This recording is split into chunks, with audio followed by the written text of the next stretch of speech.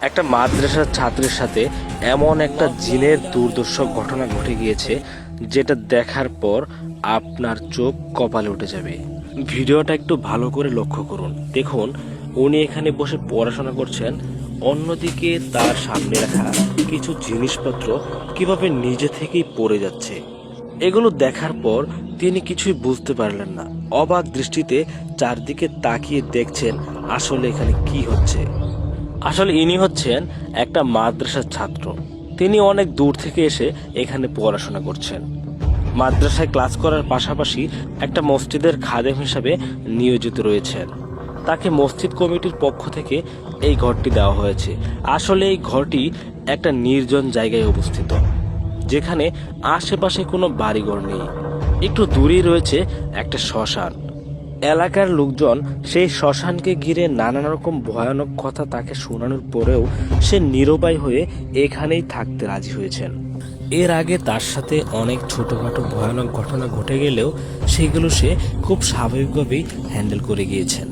কিন্তু আজকে তার সাথে যে ঘটনাটি ঘটতে চলেছে সেটা কি সে হ্যান্ডেল করতে পারবে? ভিডিওটি না টেনে দেখতে থাকুন, সামনে গিয়ে জানতে পারবেন।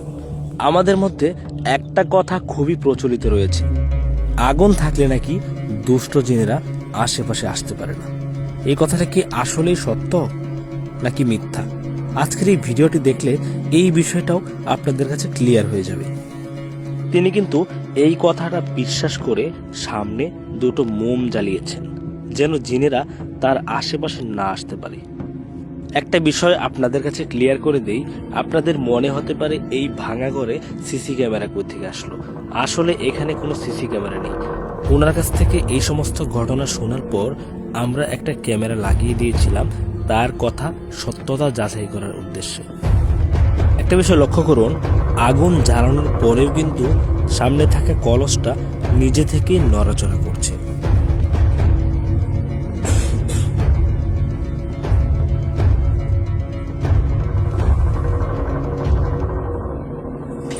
আমাদের সবাইকে অবাক করে দিয়ে সামনে থাকা মোমবাতিগুলো কিভাবে নিজে থেকেই পড়ে গেল। আসলে কি এগুলো নিজে থেকে পড়ছে নাকি এর পিছনে কোনো দুষ্ট জিনের হাত রয়েছে? মোমবাতিগুলো সামলানোর আগেই টেবিলে থাকা জিনিসগুলো আবারও নিজে থেকে নিচে পড়ে যায়।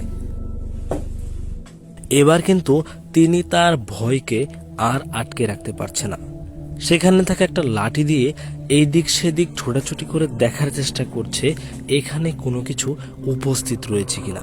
এই কথা বলতে না বলতেই তার গালে কোনো একটা অদৃশ্য শক্তি সজোরে চড় মারল। পিছনে থাকা চেয়ারটির দিকে একটু লক্ষ্য করুন, দেখুন চেয়ারটি কিভাবে নিজে থেকে ভেসে উঠছে।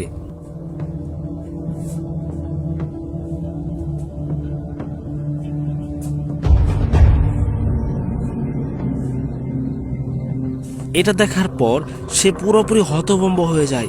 আসলে তার সাথে এগুলো কি হচ্ছে? সে চিৎকার করে আল্লাহকে ডাকছে যে আল্লাহ, আমাকে এখান থেকে তুমি রক্ষা করো। উনি আস্তে আস্তে মনে অল্প একটু সাহস জমিয়ে যখন চেয়ারটির কাছে যায়, তখন তার সাথে যে বিষয়টি হয় সেটা দেখার পর আপনি আঁতকে উঠবেন।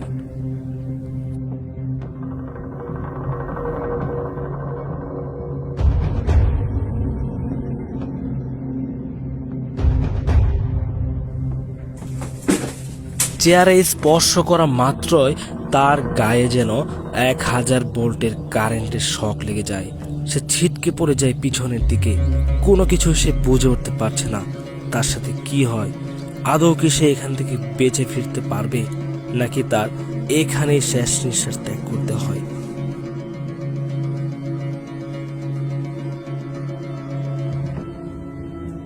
তিনি কিছুতেই বুঝে উঠতে পারছে না তার এখন কি করা উচিত। কিন্তু তিনি মনে মনে আল্লাহকে স্মরণ করছিলেন, আল্লাহর কাছে এই ভয়ানক ঘটনা থেকে মুক্তি চাচ্ছিলেন।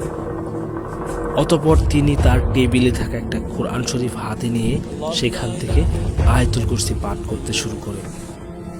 কিন্তু কোনো একটা অদৃশ্য শক্তি তাকে বারবার আঘাত করে যাচ্ছিল, সে যেন আয়াতুল কুরসি পাঠ না করতে পারে। কিন্তু তিনি মনে সাহস নিয়ে আয়াতুল কুরসি পাঠ করতে শুরু করলেন এবং আল্লাহকে ডাকতে শুরু করলেন, আল্লাহ, তুমি আমাকে এখান থেকে হেফাজত করো। আয়াতুল কুরসি পাঠ করতে করতে এক পর্যায়ে পরিস্থিতি ঠান্ডা হতে শুরু করে। এতক্ষণ পর্যন্ত যারা এই ভিডিওটি দেখেছেন তাদেরকে অসংখ্য ধন্যবাদ জানাচ্ছি এবং এই ভিডিওটিকে বেশি বেশি শেয়ার করে দেওয়ার জন্য অনুরোধ করছি।